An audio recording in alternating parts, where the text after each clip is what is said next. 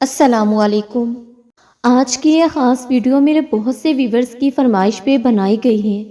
آپ سب سے مدبانہ گزارش ہے کہ ان تمام افراد کے لیے اپنی نماز میں دعا لازمی کر دیجیے گا، اپنی تہجد کی نماز میں، کہ اللہ تعالیٰ ان سب کی تمام مشکلات کو دور کر کے اپنی آسانیوں کے دروازے کھول دیں۔ اللہ تعالیٰ ان کے لیے ان کو آسان کر دیں، اور جو بیمار ہیں اللہ تعالیٰ انہیں مکمل طور پر صحت یابی عطا فرما دیں۔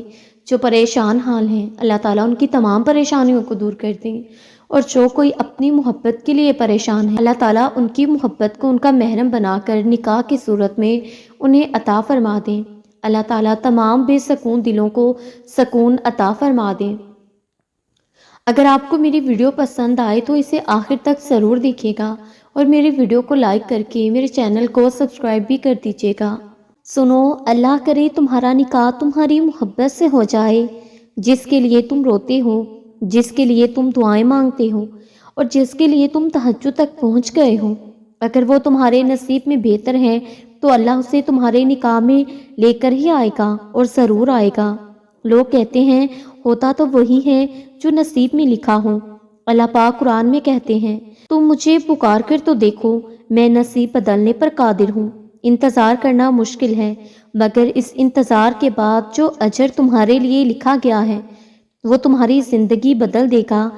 ہر چاہت سمیت خود کو اللہ کے سپرد کر دو، اور پھر دیکھنا وہ تمہیں کیسے ہر غم سے آزاد کر دے گا۔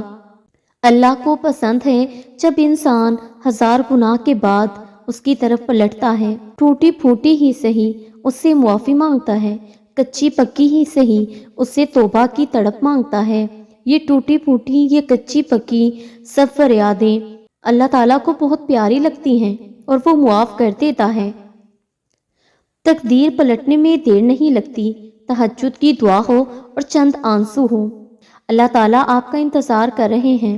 یقین جانیے یہ درد کا ڈھیر، انگنت آرزوئیں، یہ تمہارے غم اور تمہاری ہر دعا کا جواب رات کے 1/3 حصے میں ملے گا تمہیں۔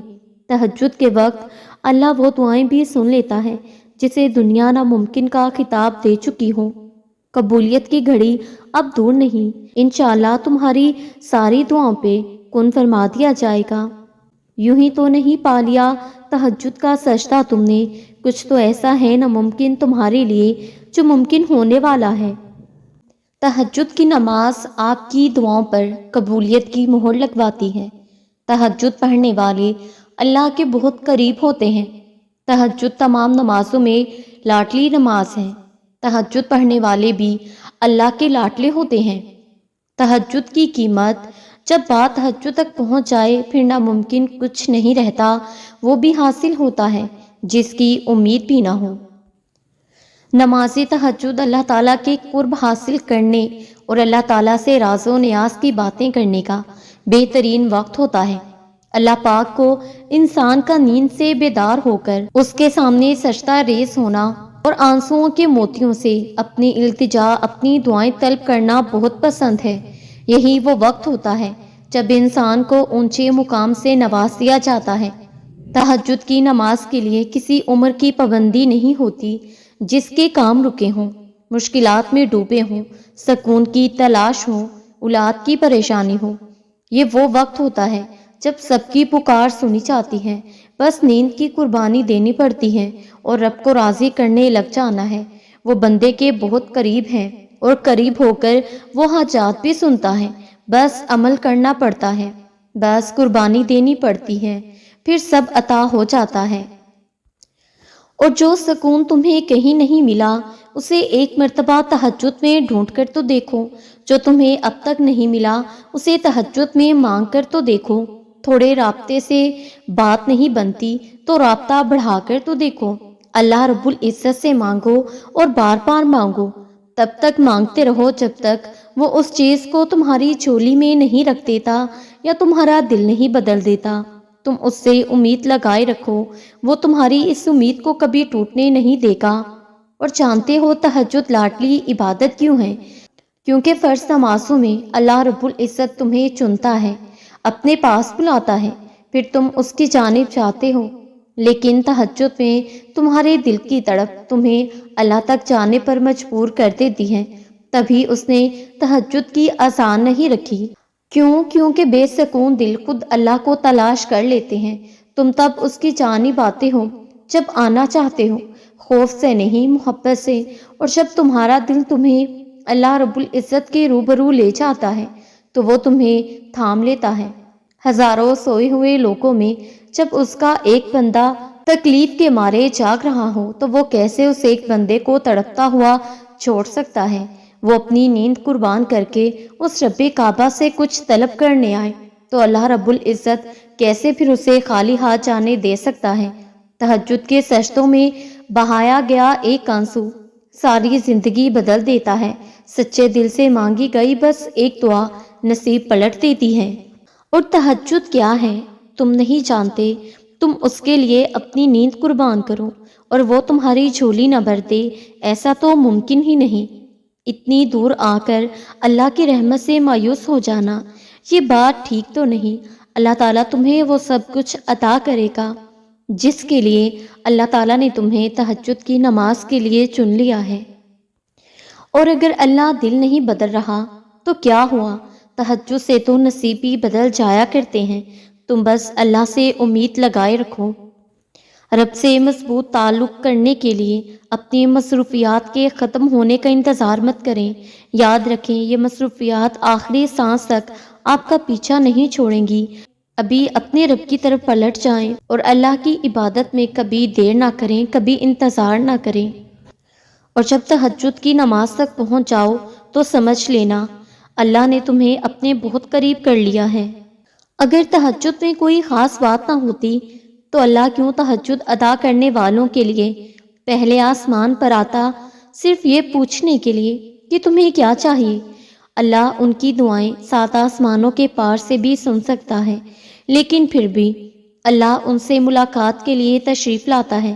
جیسے اللہ نے تہجد کو باقی نمازوں سے جدا رکھا ہے، ویسے ہی اللہ نے تہجد قائم کرنے والوں کو بھی سب سے جدا رکھا ہے۔ اللہ تہجد والوں کو سب سے خاص رکھتا ہے اور ان کے لیے ایسے معجزے ہیں جو کسی کے لیے نہیں۔ اب اللہ 7ویں آسمان سے پہلے آسمان پر اپنے بندوں کو خالی ہاتھ لوٹانے کے لیے تھوڑی نہ آتا ہے۔ اللہ ہم سب کو تہجد کی نماز پڑھنے کی توفیق عطا فرما دیجیے۔ اور دعاؤں سے فوراً معجزے نہیں ہو جاتے، دعائیں آہستہ آہستہ تمہارے لیے اسباب بناتی ہیں اور پھر تمہیں اس مقام تک لے کر جاتی ہیں جہاں معجزے ہونے ہوتے ہیں، جہاں تمہارے یقین کے سامنے تمہارا نصیب بھی گھٹنے ٹیک دیتا ہے اور اللہ کن فرما دیتے ہیں۔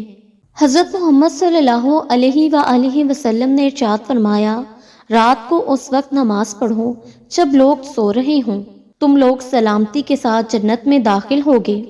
اور تم دعا کرو اس کے سامنے، فریاد کرو اور وہ تمہاری نہ سنے، ایسا تو ممکن نہیں۔ دیکھو مایوس ہونے سے مسائل حل نہیں ہوتے، نہ ہی پریشان ہونے سے حل ہوا کرتے ہیں۔ سنو، مسائل کا حل اللہ پر یقین رکھنے سے ہوتا ہے، اللہ رب العزت کی ماننے سے ہوتا ہے۔ اور فکر نہ کرو کہ یہ مسئلہ کتنا بڑا ہے، بلکہ یہ سوچو کہ اللہ رب العزت اسباب پیدا کرنے والا ہے، وہ راستے بنا دیتا ہے، لوگوں کے سخت لہجوں کو درگزر کریں۔ زندگی اللہ پر یقین کا نام ہے، تو تم اللہ پر یقین رکھو، ناممکن کچھ نہیں ہوتا۔ اس دنیا میں بس ہمیں صبر، ہمت، یقین اور دعا کی ضرورت ہوتی ہے، پھر ہر ناممکن ممکن ہو جایا کرتا ہے۔ تمہاری کوششیں ناکام ہو سکتی ہیں، لیکن اللہ پاک کی طاقتیں نہیں۔ مقدر دعاؤں کا پابند ہے، دعائیں مقدر کی پابند نہیں۔ تب بھی مانگو جب قبولیت کی کوئی بھی وجہ باقی نہ رہے۔ صرف اللہ پاک ہی تو ہے جو دکھی دل کی خاموش صدائیں سنتا ہے، تو پھر توکل کے ساتھ اس کے سامنے جھولی پھیلائے رکھو وقت تہجد میں، کیونکہ یقین رکھنے والوں کے لیے تہجد میں معجزے ہوا کرتے ہیں۔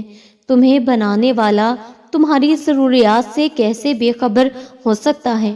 تمہاری کہانی کا مصنف اللہ پاک ہے، اور اس سے بہترین مصنف اور کون ہو سکتا ہے؟